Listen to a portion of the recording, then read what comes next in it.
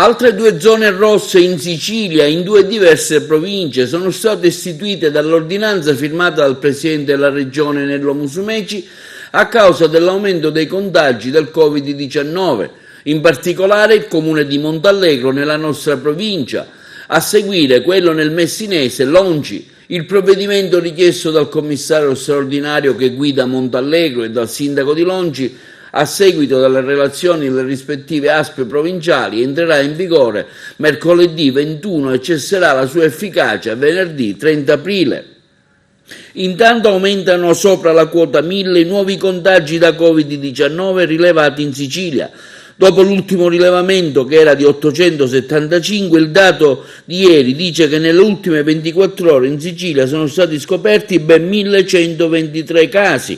La Sicilia è così seconda in Italia per incremento dopo la Campania con 1334. L'aumento di casi più consistente riguarda la provincia di Palermo con 508 nuovi contagiati, seguono quindi Catania al secondo posto con 221, Caltanissetta con 96.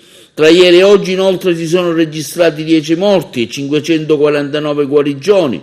Il numero complessivo degli attuali positivi è 26.322, 564 rispetto all'ultima rilevazione.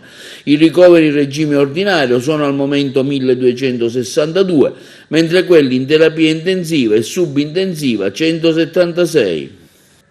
Intanto nella nostra provincia il numero di tamponi somministrati sono stati 624, il numero di casi positivi 14, i soggetti ospitalizzati sono 1, i soggetti assistiti a domicilio 13, quelli guariti 106, deceduti 2.